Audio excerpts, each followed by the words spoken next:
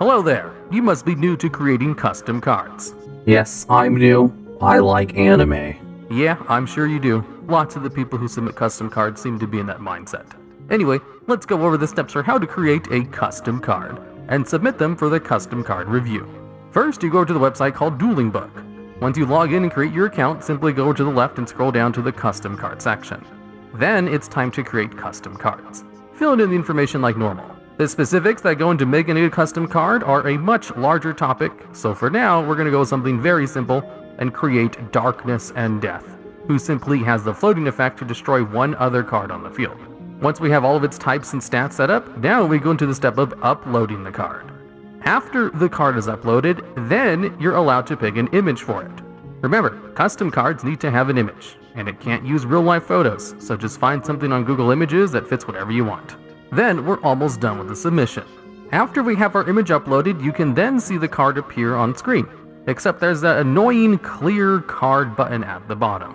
What we do is simply click on the card itself in the middle of the screen. This will take us to another screen where you can then click on the camera icon in the top right hand corner, which will take you to a third screen where you have the full image in all of its glory. That you can simply right click and save to your file of choice. Then you're pretty much good to go. Log onto your wonderful Twitter account that you might normally use to argue with people about who's stronger, Naruto or Goku, and then simply make a tweet. Drag and drop images into your tweet, make sure to tag TheDuelLogs or just reply to one of the posts. And there you have it, 3 easy steps for submitting custom cards.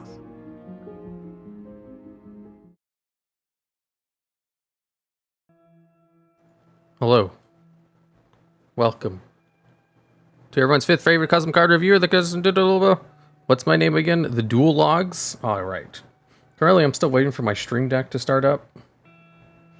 I don't get it. Like, I plug it in and then it takes like 10 minutes before it decides, hey, I'm plugged in, maybe I should connect to the software. So I have to turn everything on manually. Okay, let's get into this. So this week we have high risk, high reward cards. I picked 20 of the best cards I could find from the stream, from the Twitter that was sent in. I'm surprised so many people sent in cards, even though there was such short notice. The Twitter poll seemed to work fine.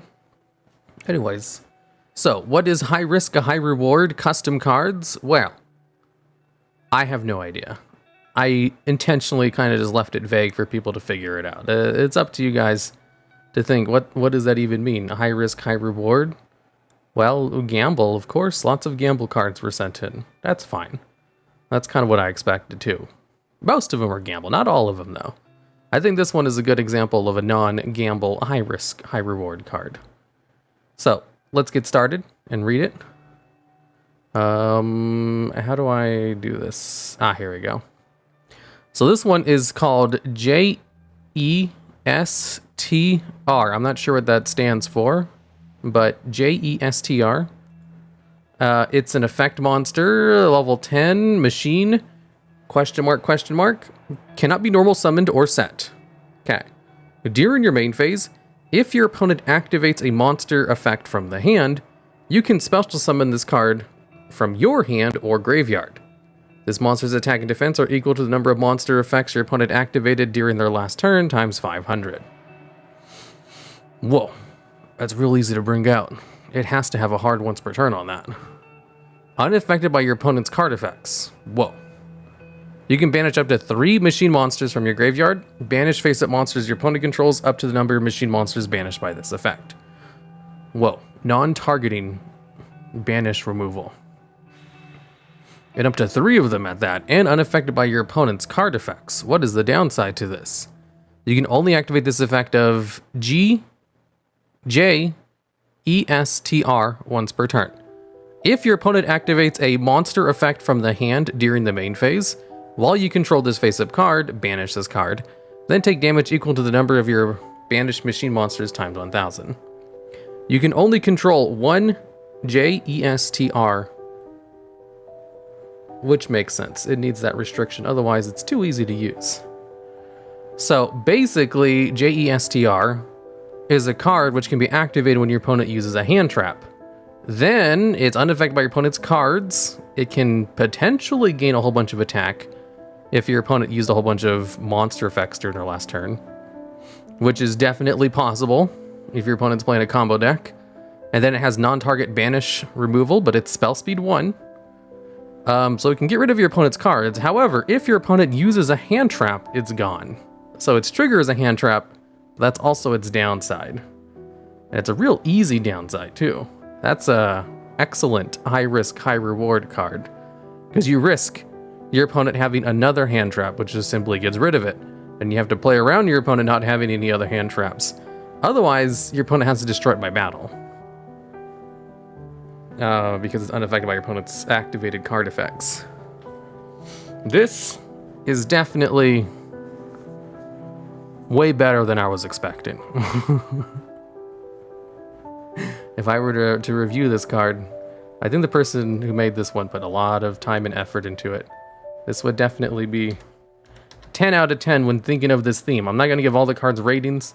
Literal glass cannon, yeah, it's a big cannon though. It's a glass cannon, but like not in the traditional sense. You know, glass, it's you would need to crush it. It's more low risk reward. I mean, people are willing to pay 4,000 life points to play Solemn, 3,000 for an indestructible beat stick if they have a handicap is awesome. There's no life points paid in this equation. It's just, it comes out if your opponent uses a hand trap and it can gain a whole bunch of attack potentially. And it's a huge cannon, non-target banish removal. But your opponent can get rid of it real easily if they just activate another hand trap. It's a jester. Yeah, it does look like a jester. Its name is J-E-S-T-R though. Because you see those dots means you don't read it as a full word. You see, that's big brain reading. All right, next card. You see, I think I bruised one of my ribs yesterday, so I'm only doing... I limited myself to only 20 cards, even though way more than 20 cards were sent in. That way I can go lie down after this. I don't know how I bruised my rib. No, I think I do know. I think I bruised it while I was stretching. Anyways, I don't want to be talking too loud for too long. What did you do? I was just stretching. Ascension. This card right here, quick play spell card. To activate this card, roll a 6-sided die, then apply the result. 1 or 2, negate all of your opponent's monster effects, then take control of each monster who had their effects negated this turn. Whoa. Whoa. That's broke. 3 or 4, your opponent cannot normal summon / set monsters, attack, or activate effects this turn. Whoa. That's broke. 5 or 6, you cannot summon / set monsters, attack, or activate effects this turn. Also, you lose life points equal to half the combined attack and defense of all monsters your opponent controls. Whoa. That's a downside, alright. So, since it's quick play, you can use this during your opponent's turn to potentially disrupt combos or steal their entire field for the turn to stop everything. However, you do also have the chance where it just deals a whole bunch of life point damage to you and you just kind of lose because of that. This is broken. It is broken, but that downside is quite the downside. And if you use it during your turn, then only one of the effects is useful. Well, kind of. Your opponent can't activate effects. So I guess you could, if you get the 3 or 4 effect, your opponent can't activate card effects, which is useful during your turn. Sounds like a fun power to dice stat. Yeah, this is a very powerful dice card with a very detrimental downside, which you can probably play around for those upsides. The fact that it's quick play makes it too slanted in the player's flavor. Oh yeah, for sure. Because like you can ignore half of the downsides if it's used during your opponent's turn. But it's also a good card to use during your turn. Like stealing all of your opponent's cards during your turn is way better than your opponent's turn. Because you only steal them for 1 turn. So if you try to use this during your turn, that downside is a big downside. If you do that during your opponent's turn, it's going to stop them for the turn, but that's it. You know, there's lots of cards that can stop your opponent for a turn that you don't play. Like Threatening Roar can stop your opponent for a turn, but no one plays Threatening Roar. The steal is permanent? Nuh-uh. Then take control of each monster your opponent controls that had this effect negated this turn. It's just this turn. If it's a permanent still, that's too broken. Next card. Soul Contract. Quick play spell card. Pay all of your life points until you have 1,000. Special summon as many monsters from your graveyard as possible. During the next standby phase, take 8,000 damage. This card might be broken because you take damage instead of... It steals everything negated this turn. We'll just change it so that it gives it back.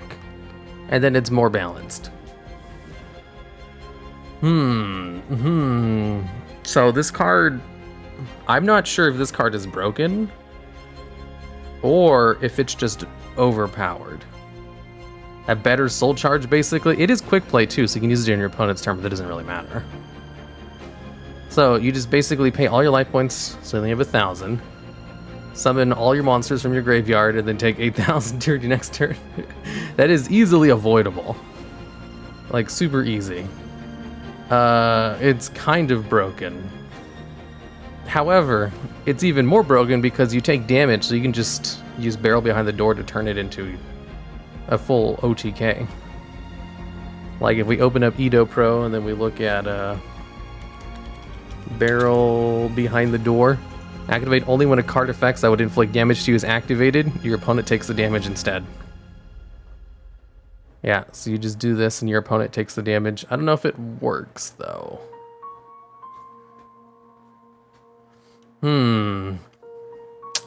Because the damage is later on, and Barrel Behind the Door has to be activated when a card effect is activated.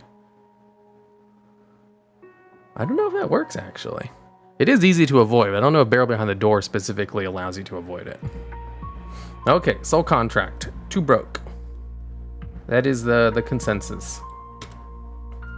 Next one, Prediction Princess Wonder Bertron. So, someone sent in 2 Prediction Princess cards. Prediction Princess, for those of you who don't know, is an archetype dedicated to flip monsters.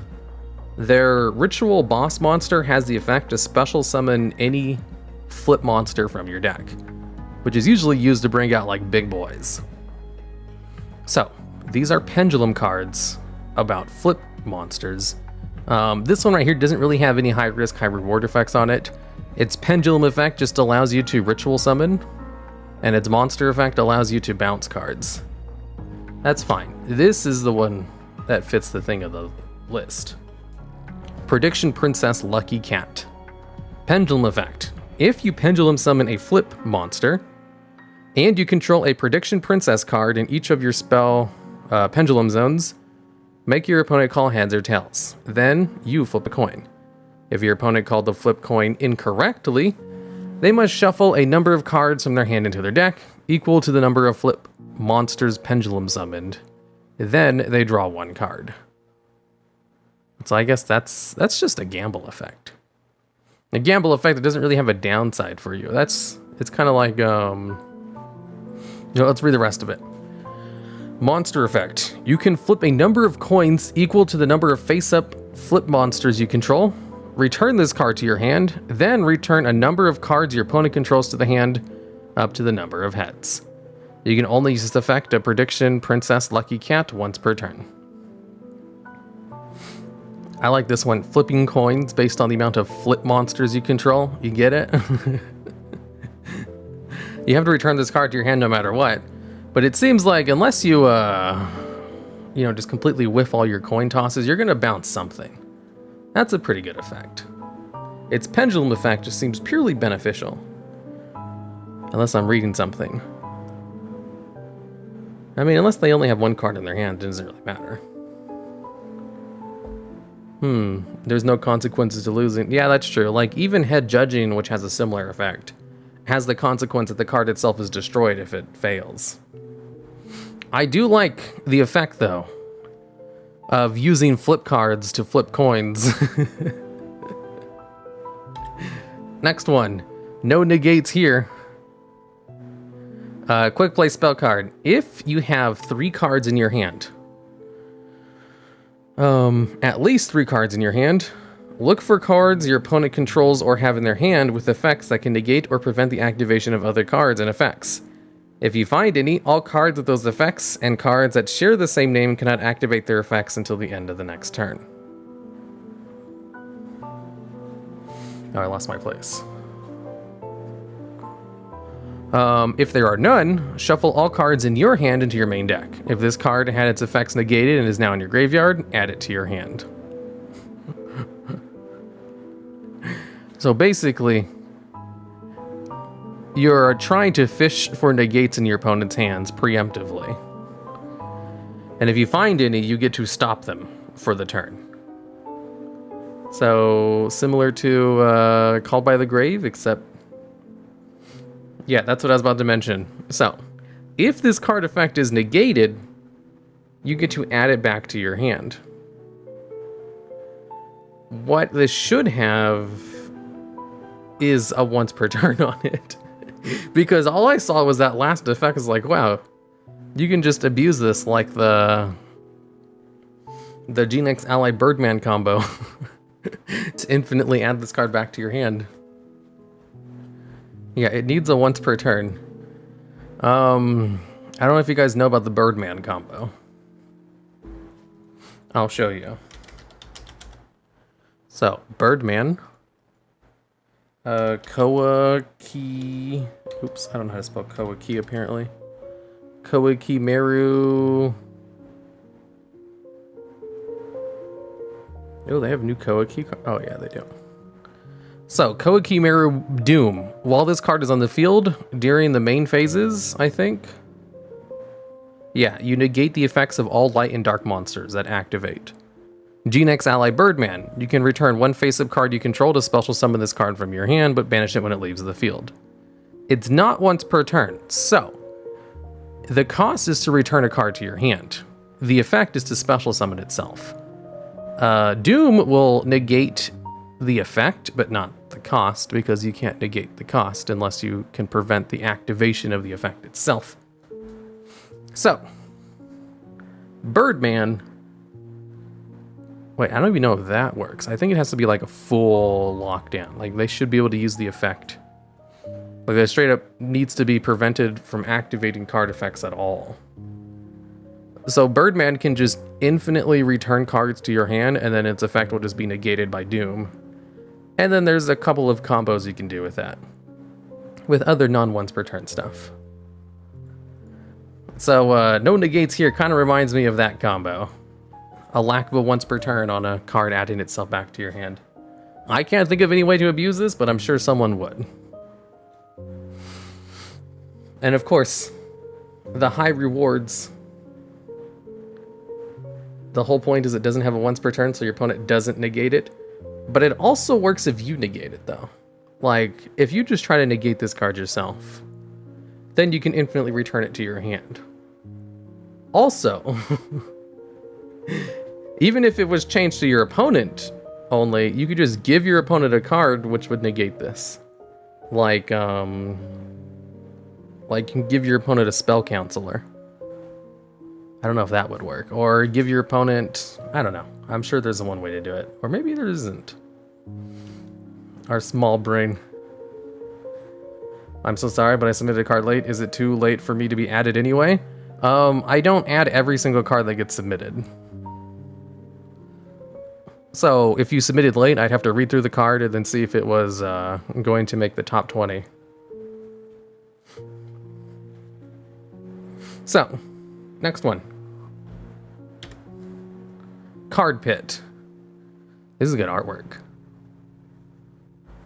I like it because like how much thumbnails I have to make with Yu-Gi-Oh stuff. There's not enough cards which just have blank cards on them. If this was a real card, you can bet you'd see this artwork in a lot of videos. Okay, so activate this card by paying multiples of 400 life points. Excavate one card from the top of your deck for each 400 paid.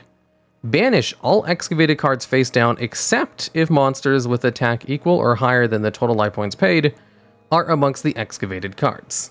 In this case, add up to 2 of those monsters to your hand, but the remaining cards in the bottom of your deck in any order. This effective card kit can only be used once per turn. You can banish this card from your graveyard, you gain 400 life points, smiley face. Okay, so multiples of 4,000. And it has to be less than, right? Banish all of the cards except monsters and attack equal to or higher than a total amount paid. So if you pay too many life points, you won't be able to add cards. So let's say you're fishing for a card with 2,500 attack. 2,500 attack divided by 400, 6.25. So is that 6? 400? Yeah. So if you do 6 cards, that's 2,400 life points. And then you're trying to add a card that has more than that. And you'd have to go from the top 2 cards of your deck, and you'd only be able to add the ones with 2,400 or more attack. And you only need to hit one of those targets for it to be worth it, and then you just banish the rest of them. This one seems fine. Pay 4,000, activate 10 cards, add 2 obelisks to the hand. Yeah, basically. It's a good way to search out Obelisk the Tormentor. I did this one a lot, actually. Yeah, this one seems intelligently designed. And it also has just a fun graveyard effect to gain 400 life points. It's like Obelisk support to me. Yeah, it looks like Obelisk support. I didn't even think about that. I was just thinking about like normal, you know, high level cards. Like, hey, what if you're trying to add Phantasme to your hand? Or Levianeer. This would be a great way to get out Levianeer. This card is amazingly designed, right? I'm on a bus. Why are you watching a stream on a bus? Yeah, this card's great. I'm not sure how much risk there is. Well, I guess the risk is not excavating anything, otherwise you just lose all those cards and you go -1. You can pay 7,600 to banish 19 cards for a Gren Maju, +1 to banish this. Oh, I guess. I guess if you want, you could just banish everything. And then banish this card again, 400 of those life points back. Ultimate Conductor Tyranno? Yeah, it'd be a good way to search out Ultimate Conductor, too. Soon, I will be closest to your physical location than I've ever been. Ew, gross. Oh, Mart.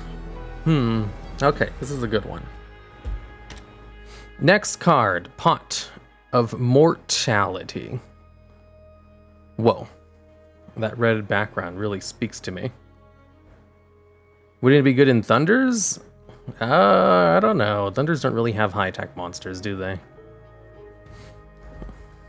Because the cards are being banished face down, so you're not gaining any effect from them. What's the song called? This one is called Hypothesis. From Epidemic Sounds. I don't know who made this one. Doesn't Gren Maju have attack? I don't think it can be searched by this. Yeah, Gren Maju can't be searched by it, but you can use it to boost Gren Maju's attack if you already have it. Exactly, so don't go to any train stations. Ew, who takes public transportation? Okay, so this one. Pay life points until you only have 400 left. Draw 4 cards. If this effect resolves, you cannot draw cards for the rest of this turn. During your next end phase, if your opponent has life points remaining, you lose the duel. You can only activate Pot of Mortality once per duel. Whoa. So you draw 4 cards. You have a negative effect during your turn, which is negligible. However, the entirety of Japan took offense to that statement.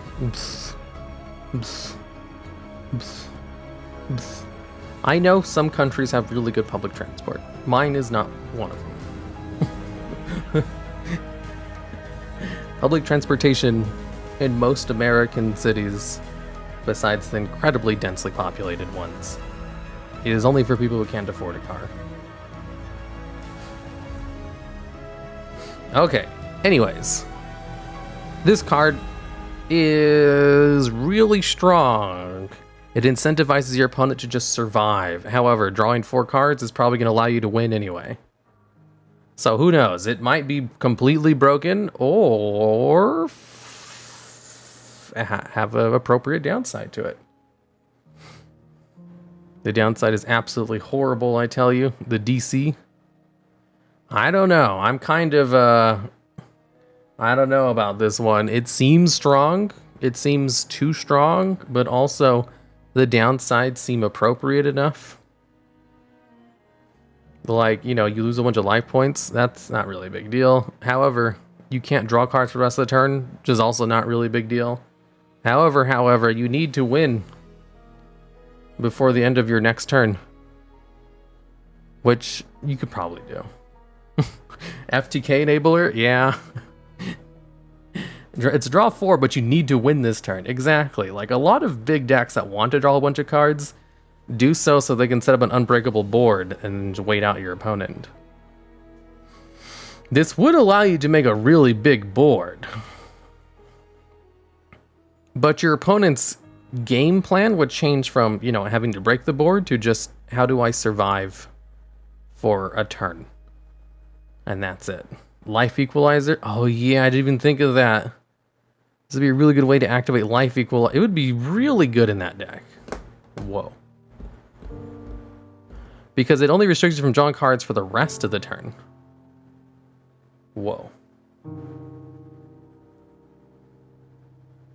People will just side deck burn cards. Yeah, or just like stall cards. Opponent's game plan is play Wabaku. Exactly. Current objective, survive. Yeah. Because like other cards let you draw a whole bunch, like they're banned because the downsides are too easy to play around. This downside you can't really play around, you just lose the duel. So I don't know. It seems strong. It's just an FTK your opponent, true. This would help you FTK your opponent because the drawing 4 cards is ridiculously powerful. Next card, Explosion with 5 exclamation points. Trap card.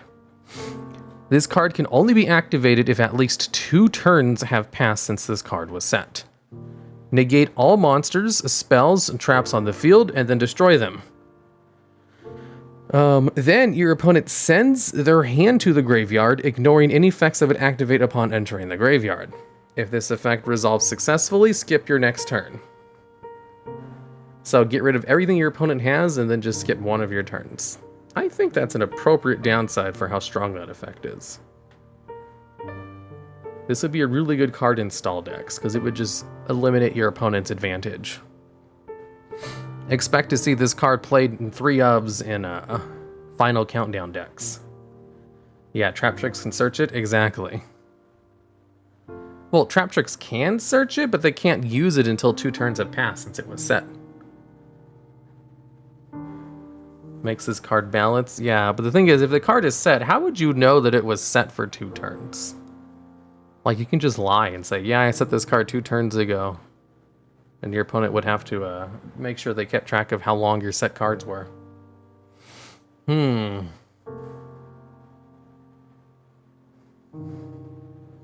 Next end phase is still the end phase of the turn you activate it, except if it is activated during the end phase. PSAT apparently hard for custom streams.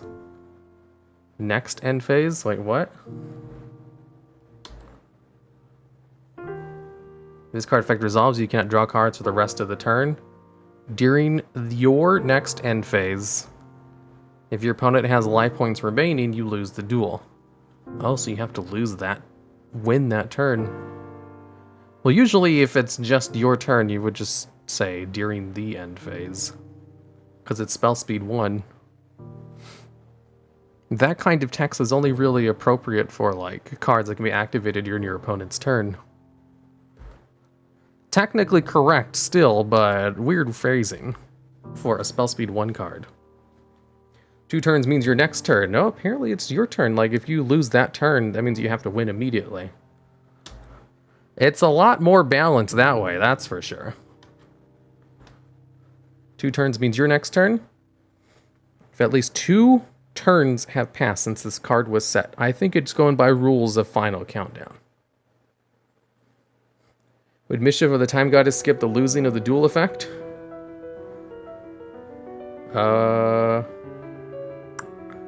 Good question. I don't know. Because it just says during your next end phase.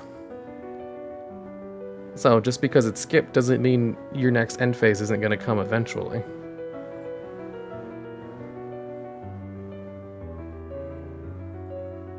Whoa. Whoa, I don't know. The implications of that.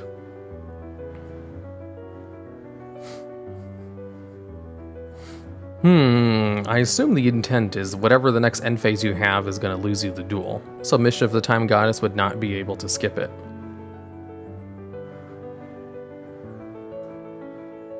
Mischief skips some other end phase cards. That's true, but Mischief skips cards that activate like during the end phase of the turn they're activated.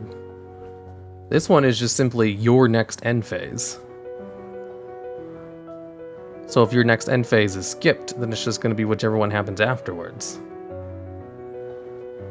Would activating 2 Pot of Moralities change the end phase loss? No, because it's a once per duel activation, so you can't use the second one.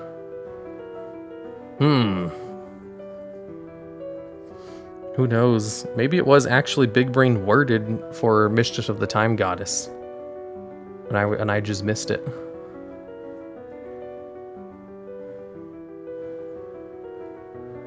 You can't activate 2 of them because of its effect. True, true.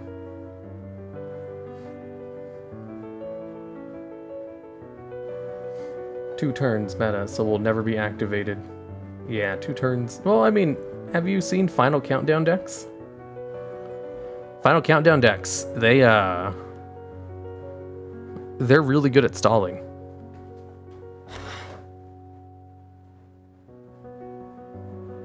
Can you use Mystical Ref Panel for POM?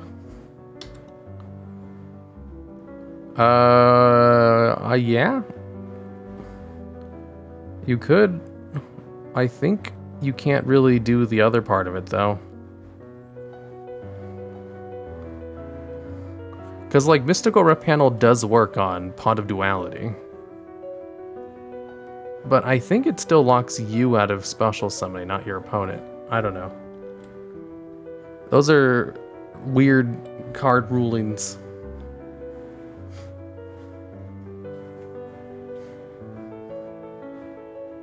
I thought this was high risk, high reward, not custom waifu Wednesday. This isn't custom waifu. There's 0 waifu cards here.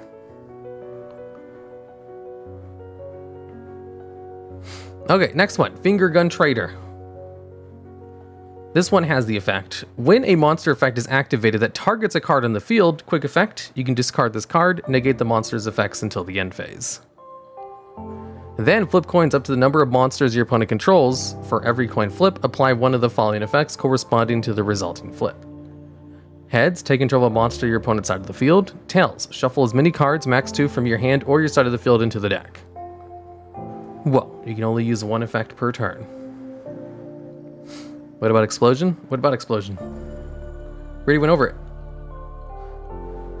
When a monster effect that targets a card on the field, discard, negate the effect until the end phase, then flip coins in order to maybe steal some of your opponent's cards, or instead lose card advantage. Hey, that's my card. I'm glad you like the JESTR. I took a long time making it, so it was balanced as possible. Yeah, the JESTR card was pretty good. Finger Gun Trader. This one is definitely high risk, high reward. You said there's no waifus? This isn't a waifu. I mean, unless you're into that. In which case, everything's a waifu, so it doesn't matter. Is a coin flip optional? Apply one of the following effects corresponding to the resulting coin flip. I don't think so. You can. No, it's not optional. This card is pretty creative and stuff, but honestly not good. Yeah, because it only activates on a targeted effect, which isn't that big of a deal. However, being able to steal all of your opponent's cards, that's a potential upside. Although, potentially losing all of your cards instead, that's a pretty bad downside. You could win the duel if you get enough heads results. Because stealing your opponent's cards permanently is really good. Because, like, stealing a card is a +1 in card advantage. I think. Or is it a +2? Because, like, your opponent is losing 1 resource and you're gaining another. So your opponent goes -1 and then you go +1. So I think that's a +2? If there's no other card effects involved in that thing. Just the pure effect is +2, and it's balanced out by using a card. So if you used Change of Heart, it's a +1 in card advantage because you lose Change of Heart from your hand in order to use it. So the effects of stealing your opponent's cards is +2, but getting a Tails result is a -2. So I guess that's how it kind of balances out. I took the high reward, high risk literally. Yeah. I think it fits pretty well. The thing is, the activation requirement is just cards that target, and a lot of meta cards don't target, but some of them do, so it still would be live, but most cards which only activate on targeted effects only don't usually see play. I would just change like the trigger on how to use the effect, and everything else would definitely fit. Next one, Pot of Risks. At the start of your main phase 1, declare one type of card, monster, spell, or trap. Then banish one card of a different type from your deck, face down. Reveal the top card of your deck, and if the revealed card is a declared type, add the revealed and banished card to your hand. And if you do, you can activate this card's effect again. If the revealed card is not the declared type, banish your entire hand face down. Whoa. For the rest of this turn, if this card resolves, you cannot draw any cards by card effects except Pot of Risks. This one is, so basically, you shuffle your deck, and then you declare one of 3 types of cards. Then you have to banish a different type. So if you only had monsters in your deck, and you're playing pure Monster Mash, and this was the only spell card you played in your deck, what you could do is choose monsters, and then banish a spell card, which would be another copy of this card from your deck, and then you'd get it correct. And then you can add both of them to your hand. Then you can do it again and just banish the 3rd copy of this card, and then get it correct again.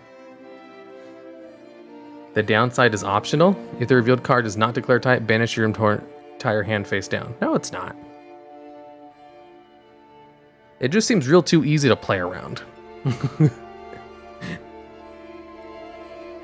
Real easy to play around in a Monster Mash deck, which would be the best way to use it.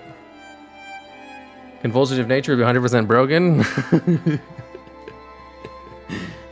Sekka's Light on steroids? Yeah, it's like a new Sekka's Light because they removed Sekka's Light from the game. Sekka's Light's already pretty broken. Outside of Sekka's Light, or Monster Mash decks, this would be hard to pull off, but it's too easy to use. So Burning Abyss? Yeah, Burning Abyss are usually used in Monster Mash decks. I think it would be fine if it didn't have the effect to do the effect again, because that's too much advantage from one card. Otherwise, it would just be kind of like a replacement for Sekka's Light. With that effect, it is just a better Sekka's Light. For super... Yeah, it would actually be a Sekka's Light you could use in Super Heavy Samurais. Well, actually no, you still wouldn't be able to use it in Super Heavy Samurais because it would put this card in your graveyard. Wait, Exodia. It's a really good card. It's a little bit too good. There isn't a once per turn... Oh, is there not? Well, it says you can't draw any more cards for the rest of this turn. So, except by Pot of Risk. I guess you could use other copies of it. Whoa. Whoa, this card's straight broke. Next one, Draw Destruction.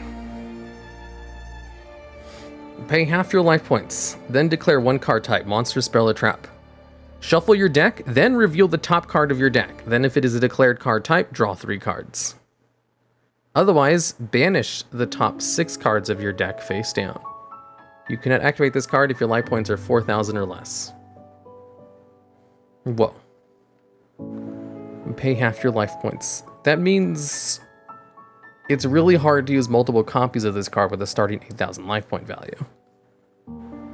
And since you have to shuffle your deck first, you don't know what you'll get, except for the fact that if you just play this in a Monster Mash deck, you have like a 99% chance to get it correct. And then you just draw 3 cards. But you can only use it once, essentially, because of the life point cost. So it's basically draw 3, a +2, for Monster Mash decks. Monster Mash decks currently only have support with Light of Sekka, which is banned because it's too good for them. Literally made for super heavy samurais. Well, this card goes into the graveyard afterwards. If it was made for super heavy samurais, it'd have to banish itself afterwards. It's not a risk in Monster Mash. Yep, true. It's just pure advantage in Monster Mash. At least Pot of Risk had something in it to kind of dissuade Monster Mash decks, but it still works if you just use other copies of itself.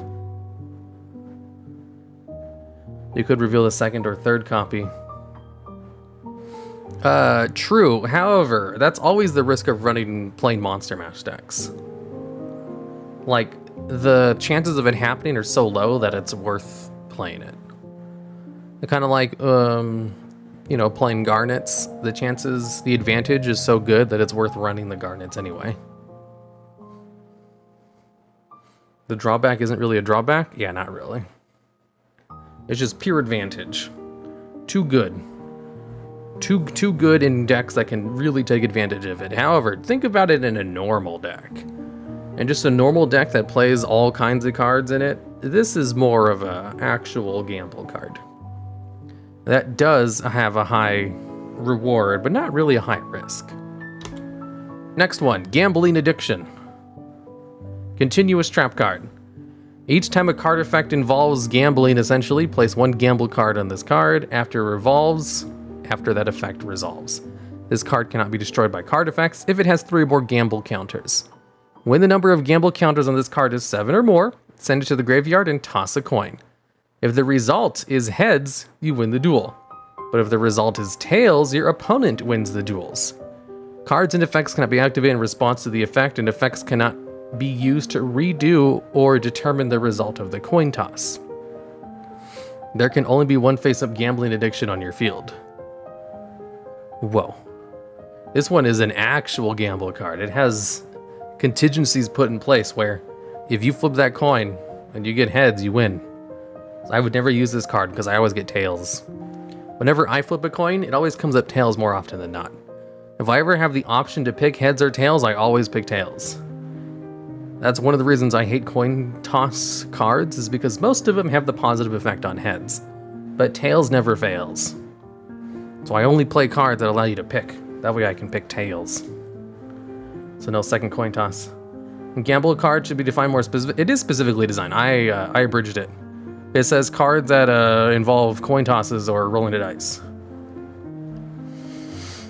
51% chance of tails. Literally 50-50. No, tails never fails. It's scientifically proven from my negativity bias. Just asking to end the duel straight up. I mean, you have to get a lot of gamble counters on it, so you'd have to play a whole bunch of crappy gamble cards. Coin toss decks have 0 win conditions right now? Yeah. Tails never fail. Here, I'll read the activation requirement without abridging it. Every time a card or effect that involves tossing 1 or more coins or rolling 1 or more dice is activated, place 1 gamble counter on this card after resolving the effect of those cards. Of that card, apostrophe, no.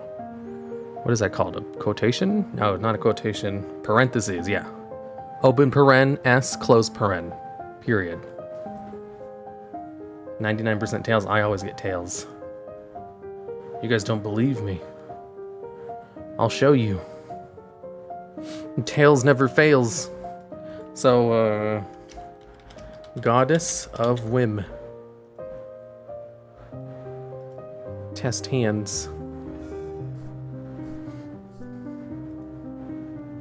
I'll show you as soon as it pops up. Why isn't it popping up? Ah, there we go. Goddess of Whim. Normal summon. Activate effect. Choose tails. Okay, never mind. Occasionally it's heads. Next card.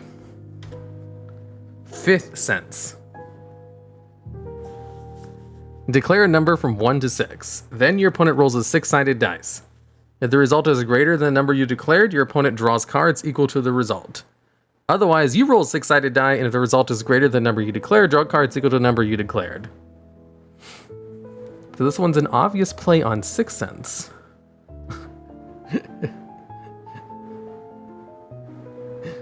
I always get tails. I do always get tails. You guys just don't... Here, I'll show you again. Watch, this time it's going to be tails. Because it's always tails. Tails. Heads again? Bullshit. Okay, this time it's going to be tails. It's only doing this because I'm recording it. When I'm not recording, it's always tails. Tails. See? Told you. And you guys didn't believe me. So anyways, this card is very similar to Sixth Sense. Sixth Sense is a banned gamble card, probably the only banned gamble card in the game. The only good gamble card too. Where you declare 1 to 6, roll a die, and if you declare correctly, you get to draw that many cards. Otherwise, you send that many cards on top of your deck to the graveyard. This one is the Fifth Sense. So, you know, it's just the same artwork. It just has a 5 written on her cheek. This one's a little bit more balanced because it allows your opponent to do a gamble first. So declare 1 to 6, then your opponent rolls a 6-sided die, and if the result is greater than the number you declared, your opponent draws cards equal to the result. Otherwise, you roll 6-sided die, and if the result is greater, then you get to draw cards. So your opponent gets to try first. So if you declare 5, or I guess if you just declare 1, and you roll anything that's greater than the amount, you have a chance to draw 1 card, but that would be useless. You want to declare a higher number. But if your opponent fails the roll, then you get a shot at it. So basically, the gamble is hoping that your opponent rolls lower than the number you declare, and then that you roll higher than that exact same number. But your opponent gets to try first. I think this is an excellent way to change the effect of Sixth Sense to unban it. 5 is the best option. Yeah, basically, that way if you roll a 6, you get 6 cards. However, the result has to be greater. So picking 6 is dumb. Then it should be declare 1 to 5 because 6 would always lose. Why not just always 6? Because the result has to be greater. It's not equal then or greater, just greater. Yeah, if you roll 6, you can't roll higher than 6. Exactly. However, there is a gamble card which allows you to pick 7. Here, I'll show you. I think it's called Die Result, and then it's an X. I don't remember what his name is, but I know it's an XYZ monster, and there's not a lot of... Ah, here it is. So its name is number 67, Pair of Dice Smasher. Once per turn during your main phase 1, you can detach 2 materials from this card. Each player rolls a 6-sided die twice. The player with the higher total count cannot activate effects or declare an attack until the end of the next turn. Once per turn, if either player rolls a 6-sided die or dice while this card has materials, you can treat one of the results as a 7. So, there is a precedent set from this card which would allow you to alter the dice result to be higher than 6, which is why it allows you to choose 1 to 6. I'm pretty sure the effect was probably meant to just be greater than or equal, but I'm not sure about that, because it works both ways. Yeah, so this one allows you to get a 7, which means rolling higher than a 6. Which means, you know, automatically winning the contest. So if there's just a card that's released in the future which allows you to change the result to a 7, you know, then you could win. Your opponent would not be able to get the result correct because they can't roll higher than a 6, and then you would just change your result to a 7. So that's how you would roll. That's how you would get the 6 effect. Call 1 number, opponent has 50% chance of not drawing anything, give 100% chance of drawing at least 2. Call 1 for the number, opponent has over 50% chance of not drawing anything. You have 100% chance of drawing at least 2. Wait, what?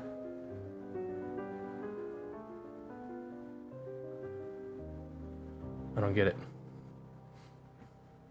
IRL anime plays. You can't just auto-win, though. You can auto-win if you have a way to change one of the results to a 7. Because if you pick 6, your opponent can't possibly win. And then during your dice roll, you can just change it to a 7 and automatically win. It's genius. I didn't even think of it. Whoa. Roll 20-sided die. One of the cards sent in did say roll a 20-sided die, and I thought that was funny. I wanted to include it, but the effect was too convoluted. I was like, yeah, no. Not today. You can't pick 6 for the effect, though? Yeah, you can. It says declare one number from 1 to 6. See? Next one, Heart Trader. You get monsters infected by fart effects. I get those same monsters. So, I think this was meant to say 3 monsters accept tokens, since there's a link to monsters, so we'll just go with that. If this card is link summoned, the monsters this card points to cannot be used as link materials. Also, they become unaffected by other card effects. After this effect resolves, take control of those monsters during your end phase. During your opponent's end phase. This card cannot be destroyed by battle. So basically, you turn 2 of your opponent's monsters immune to card effects, and also unusable as link materials. And then, you get them at the end of your opponent's turn. So, the risk is just kind of surviving long enough in order to steal those 2 cards. This does grant a lingering effect. It doesn't need to be on the field to resolve, and it also can't be destroyed by battle, but has 0 attack. So you can always just link it away, I guess. You use this card, basically stop 2 of your opponent's cards from being able to use as link materials, but also make them immune to card effects, except for the lingering effect, which allows you to steal them at the end of their turn. I don't know, this one seems kind of complicated on how you would word it in order to get that effect. That's not how link ratings work. I don't think this card even works. It does work if you think of lingering effects. Lingering effects do supersede unaffected by card effects, as shown with a wild monster appears. To fix that card, make it so it can't be used as link material? Yeah, I didn't even think about that until I was reading the card out loud. It needs to also not be usable as a link material, otherwise you can just link it away because it doesn't need to be on the field. But if it does need to be on the field to resolve the effect, then it needs to say that it needs to stay on the field to resolve the effect. Otherwise, you can just assume it's a lingering effect. It lingers, but it remembers what it points to? How does it linger at that point?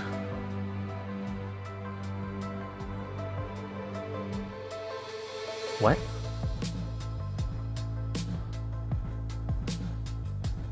I don't get how... Wow, I'm just... So, a lingering effect is like something that's applied to a card,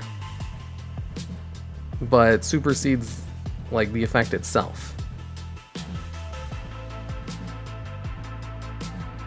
So, remembering what it points to is irrelevant because the effects are going to happen as soon as it comes out on the field and then gives them the effects.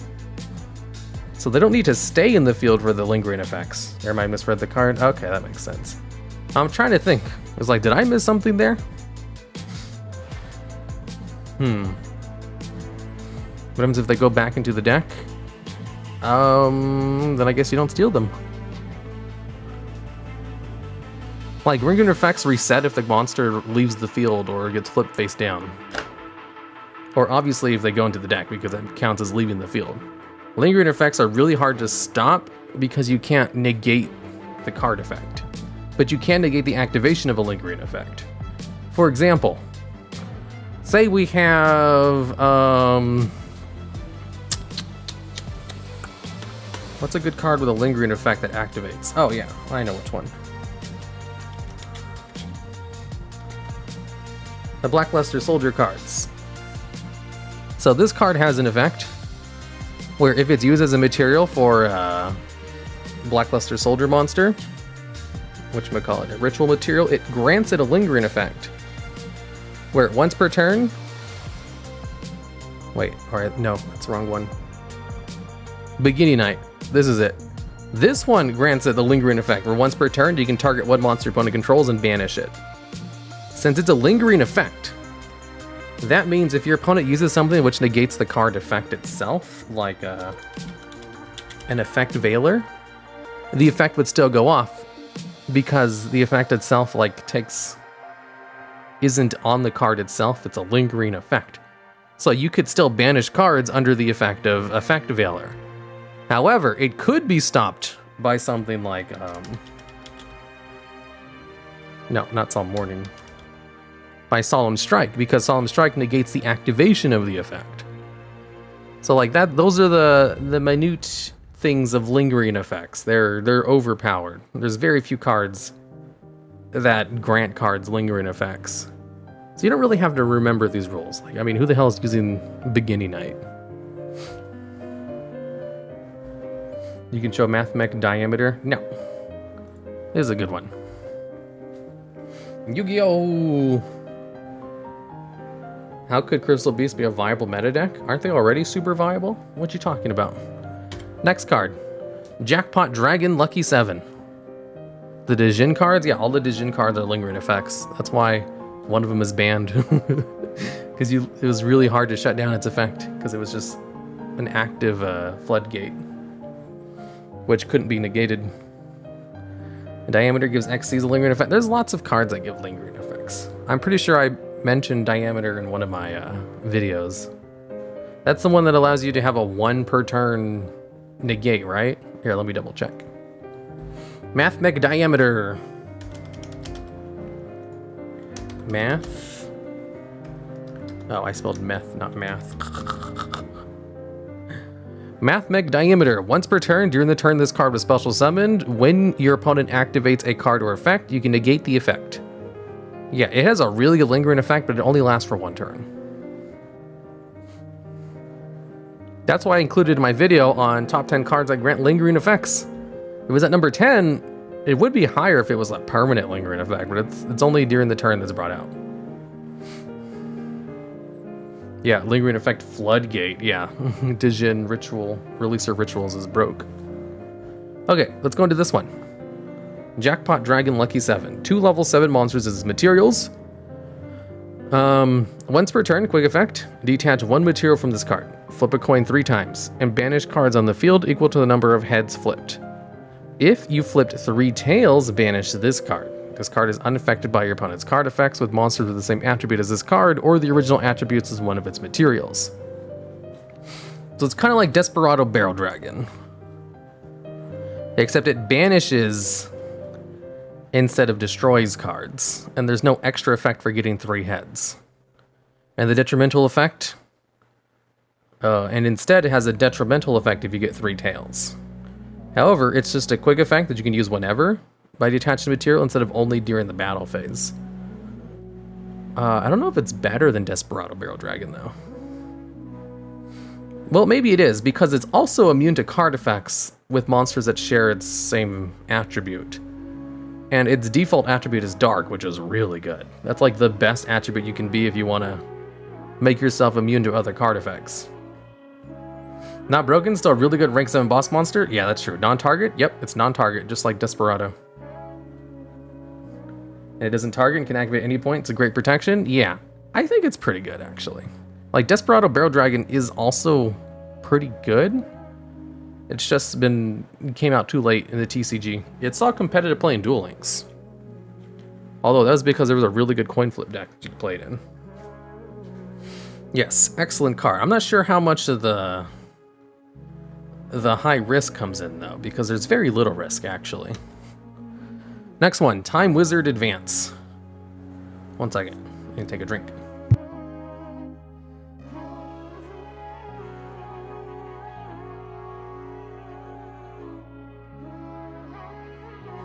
Wait, is it 3 level 7s? I think it's only 2. Yeah, it's a completely generic rank 7 monster. Easy peasy. Next up we have Time Wizard Advance. A level 2 ritual, huh? You can ritual summon this card with Advance through time. Once per turn, you can toss 3 coins. You can activate each of its effects for each heads it lands on. If the card flips the coins and it's all tails, destroy all cards on your side of the field and you receive 1,000 damage for each card destroyed. Whoa. 1 heads, draw a card. 2 heads, negate all card effects your opponent's side of the field. 3 heads, destroy all cards your opponent controls. Spells, traps, and card effects can be activated in response to this card's activation. Whoa, spell speed 4. So all 3 of those effects are good. Is it in sequence or? Activate each of its effects for every heads it lands on. Oh, so you get to draw a card, then negate, and then destroy. If you get all 3 heads. Ooh. This card is anti-DuelLogs. That's true. It is anti-DuelLogs because I always get tails. Too broken. I don't know if it's too broken. It seems pretty good. I don't know if it would even see play, to be honest, even with how good the effect seems to be. It cannot be summoned due to a typo. Pff, just ignore that for custom cards. Always interpret the problem-solving card text within best faith. Assuming, oh, this is probably what they intended. If it was 2 tails, yeah, the risk is, you know, the risk is if you get no heads, you lose all your shit. That is risky, but it's not high risk. It says ritual. Whatever. You would want to play this with no other cards in the field. No, you'd want to use this, like, getting a single head after flipping 3 coins is an 87.5% chance. Like, it's so high that it's definitely worth the risk. I like it. Yeah, it's pretty good. Next one. Ow, ow, ow, I'm crying. For the rest of the duel after this card's activation, all damage you take is doubled. Also for the rest of this duel, during your draw phase, instead of drawing 1 card, draw 2 cards. This one seems broken, but I think that downside is appropriate. Like, taking double damage completely changes the game. Your opponent needs like half as many monsters in the field to attack you in order to win. If your opponent has 1 card that can attack directly, like a Heartland Draco, that's 4,000 points of damage. And drawing 2 cards every turn is really good. And it's just like a lingering effect that happens, so there's no like counterplay. Stall decks? Yeah, let's be really good in stall decks. But like if your opponent's able to poke even a little bit, they can probably beat you. Because like double damage, that's like the ramifications of that, I think might balance it out. Because like cards which can inflict double damage are rare. They do exist, and those effects are always like unintentionally really powerful. Is 1 turn to give you any advantage, right? Inflicts double piercing battle damage. Wait, so if you play 2 of these? I don't know if you can use more than 1. Because like if you use more than 1, you're just going to double the damage you take again and then still just draw 2 cards instead of 1. Because it doesn't say draw 1 additional card, it says draw 2 cards. Titan Showdown plus 1 card wonder. Yeah, taking double damage is really powerful. However, drawing 2 cards every turn without any like counterplay after the activation is also powerful. Ash can negate. I don't think Ash can negate this because it doesn't draw any cards immediately. It like changes the rules of the game for yourself. It doesn't itself actually draw you any cards. That's what it meant? Oh, okay. Using against burn decks would be awful. Yeah. Or giving this to your opponent, and then they activate it, and then you activate all your burn cards and just destroy them. Solemn Judgment is cost, not damage? Yeah, exactly. Would you ever use Crystal Beast ever, even though the gimmick is so bad? You happen to like gimmick decks? I'm pretty sure I have like half a dozen Crystal Beast decks on my channel. Let me look it up.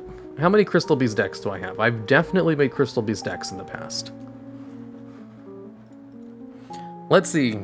Crystal Beast, TheDuelLogs.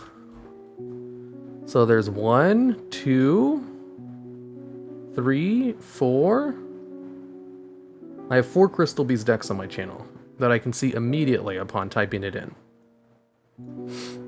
So have I done a Crystal Beast deck in the past? Yes, of course I have. I don't think there's anything I haven't done a deck of. And I've done Crystal Beast a couple of times even. 4 is just like the immediate one I see. I'm a Crystal Beast expert. Anyways, disregarding Crystal Beasts. This has nothing to do with Crystal Beasts. Do you have hero decks? I have a million hero decks. I have a deck about everything. There isn't a deck I haven't made like a... Well, unless it came out after 2017. Then I've made a video about every deck. Any Glad Beast decks? Of course. Have you done Dirac? I've done a million Dirac decks.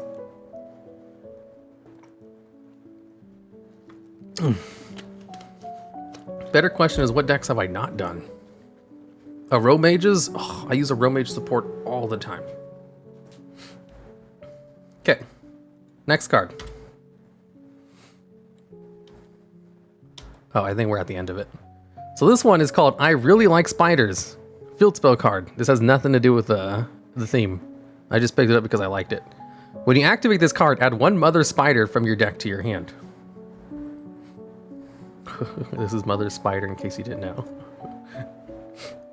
As long as all monsters in your graveyard are insect type, all monsters in the field are changed to face-up defense position, and their effects are negated except for the effects of spider monsters. Whoa, I love that. If you lose the duel, count the number of insect type monsters in your graveyard, then eat a number of live spiders equal to the number counted. This is mandatory.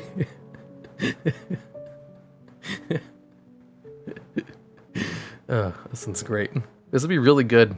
Except for that final part, this would be a really good deck card to make Mother Spider viable. But did you build Volcanics? Yeah. My Volcanic deck is really good too. Next one, Deck Destruction. Send all cards from your deck to the graveyard. This is straight broken. This would see so much play and get banned immediately. High risk, high reward. This does count as a high risk, high reward card because you're losing every card in your deck. Like, unless you send some cards back, then Hachima approved. Oh yeah, Hachima ate a spider, didn't she? Yeah, this one, simplicity is super broken. Like, plus 40 in card advantage. However, you lose the duel if you're not able to put cards back into your deck. There are cards that let you put cards back into your deck, so it's probably not that big a deal. Like, you could even have a couple Plague Spider zombies in your graveyard, which allow you to top deck. Last one. Greed recklessly. Draw 2 cards. Your opponent wins the duel. You can only use Greed recklessly once per duel. The only way this could be useful is if you draw the last pieces of Exodia. Because you would win immediately. Like, the cost of this is to draw 2 cards. After the cost is paid, you win if you have Exodia. If you don't, then your opponent wins. Force your opponent to use it? True, give this to your opponent, bait doll it. Instant win. I didn't even think about that. It's a cost.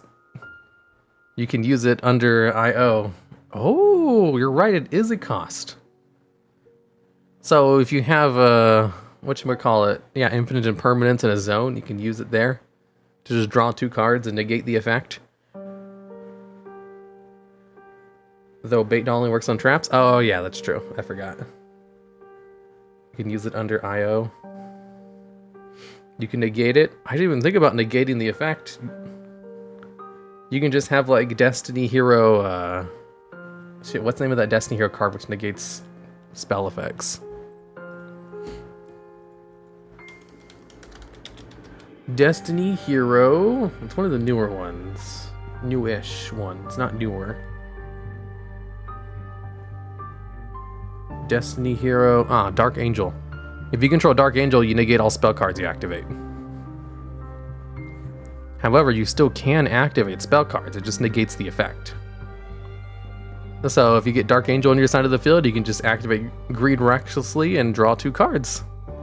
But if they're able to negate the effect of Destiny Hero Dark Angel after you use the effect, then you're going to lose the duel.